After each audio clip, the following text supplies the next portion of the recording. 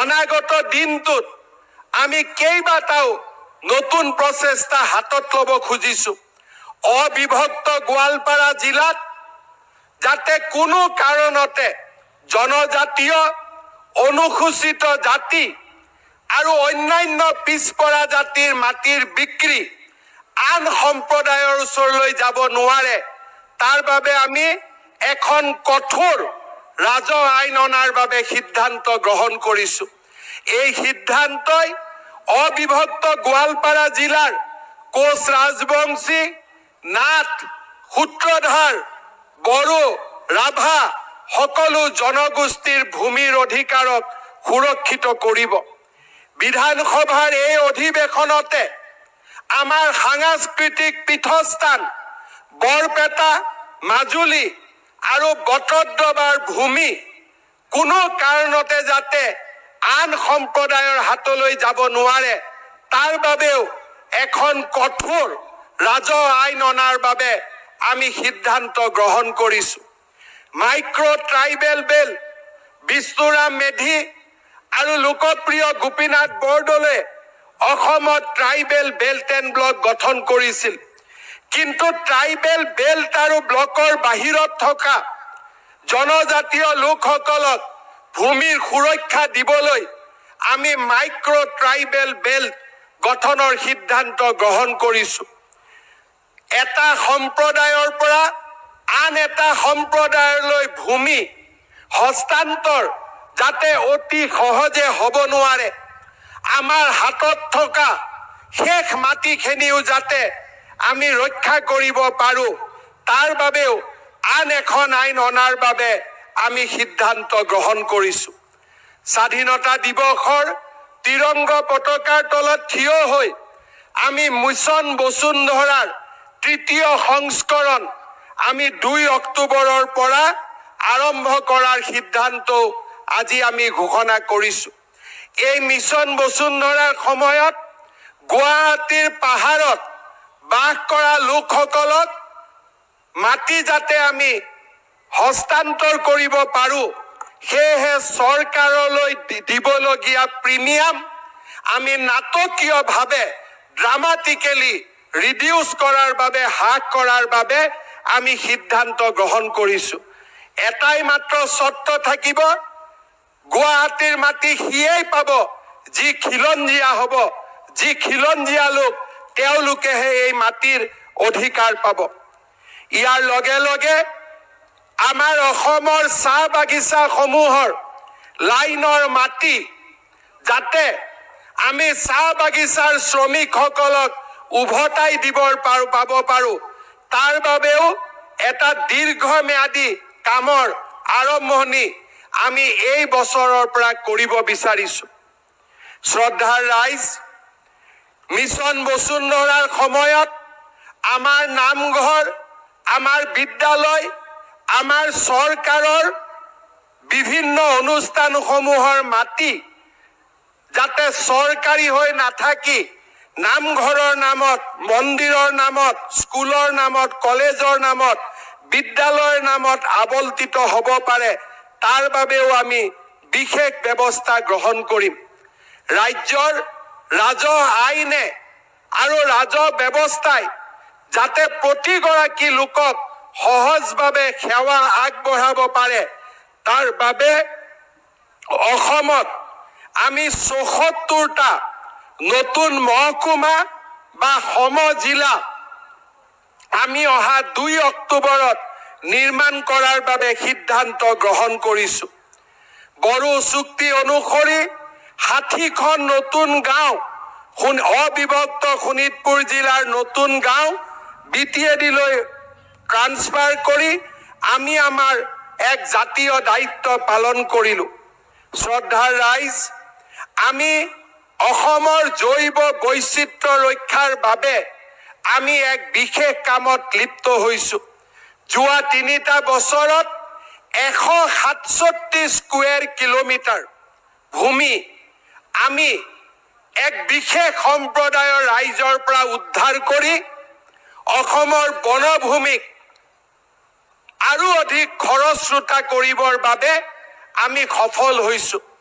167 square kilometre মানে চণ্ডীগড়তকৈও ডাঙৰ এনে বিশাল ভূমি গৰুখুটিৰ পৰা যি যাত্ৰা আমি আৰম্ভ কৰিছিলোঁ কাজিৰঙাৰ পৰা এই সমগ্ৰ সময়ছোৱাত লামডিঙলৈকে বটদ্ৰৱালৈকে 167 স্কুৱেৰ কিলোমিটাৰ যি বনভূমি এটা বিশেষ সম্প্ৰদায় লোকে দখল কৰি আছিল তাক আমি উচ্ছেদ কৰি বন বিভাগলৈ হস্তান্তৰ কৰিবলৈ আমি সক্ষম হৈছিলোঁ আজি এই স্বাধীনতাৰ তিৰংগ পতাকাৰ তলত থিয় হৈ অসমৰ 7খন ৰাষ্ট্ৰীয় উদ্যান কাজিৰঙা মানস ডিব্ৰু-ছৈখোৱা ওৰাং ৰাইমনা দিহিং পাটকাই আৰু নামেৰিৰ লগত অসমৰ 8খন ৰাষ্ট্ৰীয় উদ্যান হিচাপে BTADৰ চিকনাঝাৰক আমি ঘোষণা কৰিবলৈ পাই গৌৰৱ অনুভৱ কৰিছোঁ শ্ৰদ্ধাৰ ৰাইজ লাহে লাহে আমি অসমৰ বানপানীৰ সমস্যাৰ স্থায়ী সমাধানৰ পথো অংকন কৰিবলৈ প্ৰচেষ্টা কৰিছোঁ লেণ্ড ৰিক্লেমেশ্যন ব্ৰহ্মপুত্ৰই যি মাটি লৈ গৈছিল তাক পুনৰ উদ্ধাৰৰো আমি এক নতুন কাৰ্যসূচী ৰূপায়ণ কৰিছোঁ বগী নদীৰ তলত এক বিশাল ভূমি আমি ব্ৰহ্মপুত্ৰৰ পৰা উদ্ধাৰ কৰাৰ প্ৰথম প্ৰচেষ্টাত আমি সফল হৈছিলোঁ মই বিশ্বাস কৰোঁ যে অসমৰ বানপানীৰ স্থায়ী সমাধানৰ লগতে ব্ৰহ্মপুত্ৰত জিন যোৱা ভূমি আমি পুনৰ উদ্ধাৰৰ বাবে এক দীৰ্ঘম্যাদী আঁচনি আমি ৰূপায়ণ কৰিব পৰা পৰিৱেশত আজি আহি থিয় হৈছোঁ শ্ৰদ্ধাৰ ৰাইজ আপোনালোকে জানে যে আমাৰ চৰকাৰে দায়িত্ব লোৱাৰ পৰা আমি অসমত এটা নতুন সংস্কৃতি আৰম্ভ কৰাৰ বাবে প্ৰচেষ্টা কৰিছিলোঁ এখন কৰুণাময়ী সমাজ এখন মমতাময়ী সমাজ যিখন সমাজে আমাৰ জ্যেষ্ঠজনক সুৰক্ষা দিয়ে পিতৃ মাতৃ বন্দনা কাৰ্যসূচীৰে 6 আৰু 8 নৱেম্বৰত আমি পুনৰ এবাৰ চৰকাৰী কৰ্মচাৰীসকলক পিতৃ মাতৃৰ লগত 5টা দিন কটোৱাৰ বাবে সুযোগ আৰু আমি সুবিধা আমি প্ৰদান কৰিম অসমৰ বেচৰকাৰী খণ্ডৰ স্বত্বাধিকাৰসকলকো মই আহ্বান জনাম যে আপোনালোকেও আপোনালোকৰ প্ৰতিষ্ঠানত কাম কৰা প্ৰতিজন কৰ্মচাৰীক 6, 7, 8, 9, 10 শুক্ৰ শনি ৰবি বুধ বৃহস্পতি এই 5টা দিন আপোনালোকে ছুটি দিবৰ বাবে চেষ্টা কৰক যাতে আমি সকলোৱে মিলি পিতৃ মাতৃৰ ওচৰলৈ পুনৰ উভতি যাব পাৰোঁ শ্ৰদ্ধাৰ ৰাইজ আমাৰ চৰকাৰে এজন চৰকাৰী কৰ্মচাৰীৰ মৃত্যু হ'লে তেওঁক অৱসৰলৈকে আমি পেঞ্চনৰ ব্যৱস্থা কৰোঁ চৰকাৰে এইবাৰ সিদ্ধান্ত লৈছে যে এজন সন্তানৰ পেঞ্চনত তেওঁৰ বৃদ্ধ পিতৃ মাতৃৰো অধিকাৰ আছে আৰু সেইকাৰণে এইবাৰ আমি পেঞ্চনক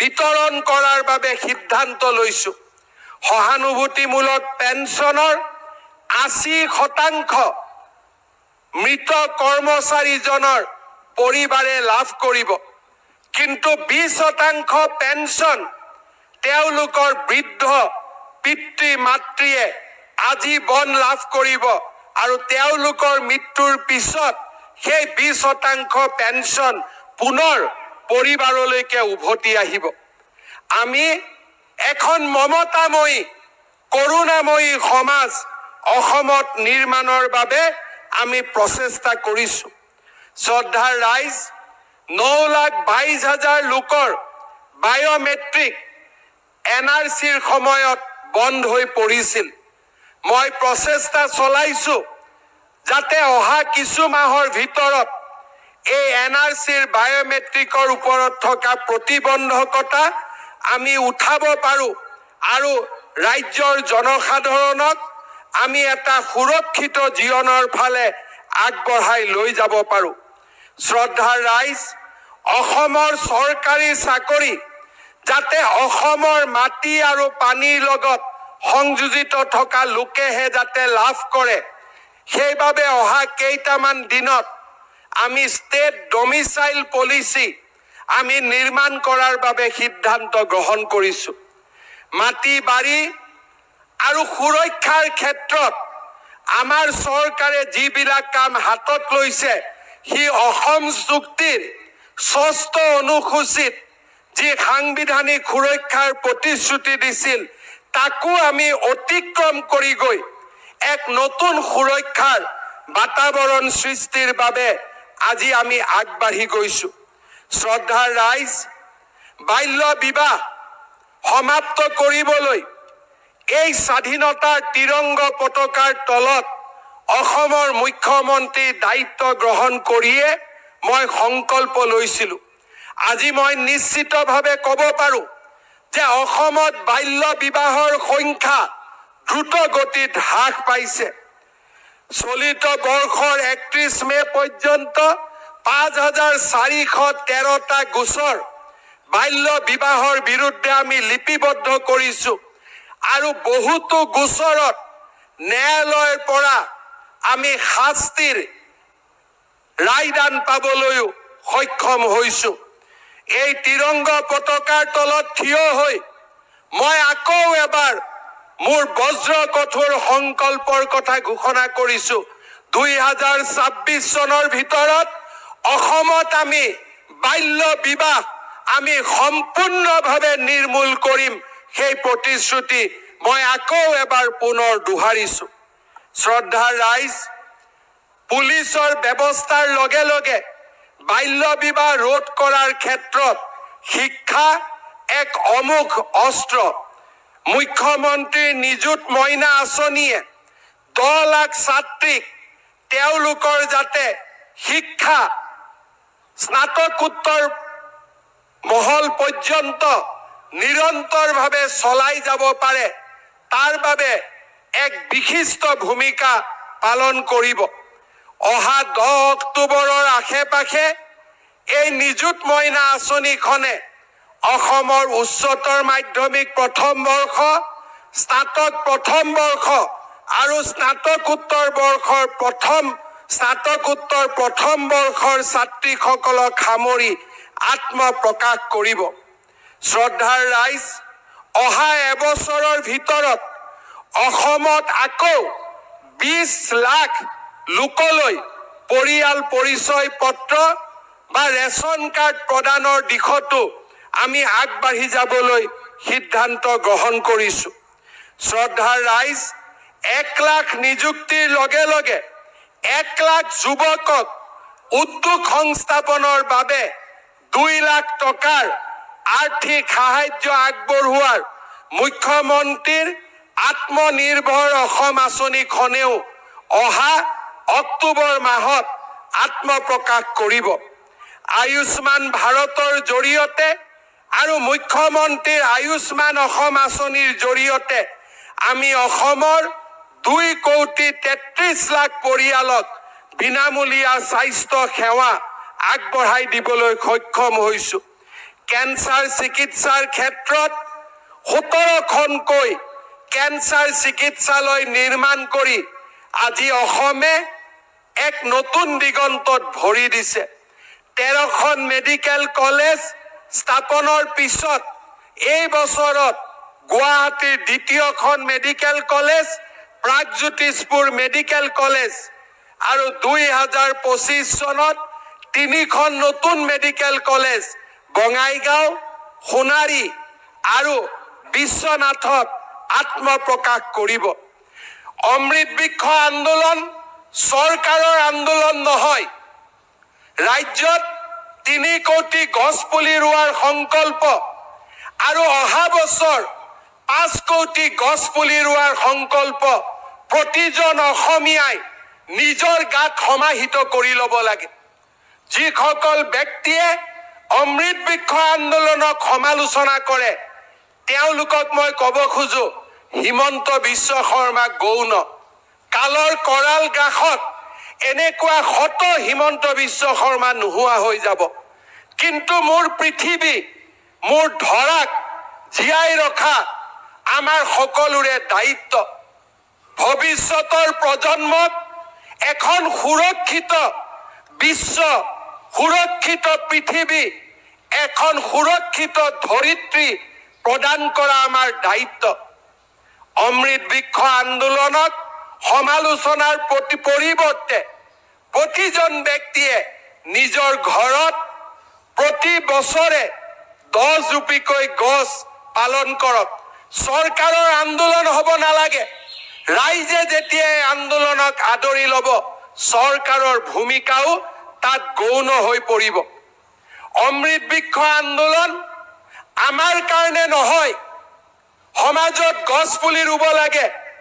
ই হিমন্ত বিশ্ব শৰ্মা অসম চৰকাৰৰ নহয়, ই হৈছে আমি আমাৰ সন্তানক দি যাব পৰা আটাইতকৈ শ্ৰেষ্ঠতম উদাহৰণ। আৰু সেইবাবে ৰাজনীতিৰ পৰা আঁতৰত গৈ খন্তেকীয়া সস্তীয়া জনপ্ৰিয়তাৰ পৰা আঁতৰি গৈ প্ৰতিগৰাকী লোককে মই আহ্বান জনাম, সমালোচনাৰ পৰিৱৰ্তে আমাৰ জননী জন্মভূমি অসমক বিকাশমুখী যাত্ৰাৰ, সৎ চিন্তাৰ আৰু সৎ কামৰ এখন পৃষ্ঠভূমি কৰি গঢ়ি তোলক। অমৃত বৃক্ষ আন্দোলনত ৰাইজৰ সহায় সহযোগিতা কামনা কৰিছো।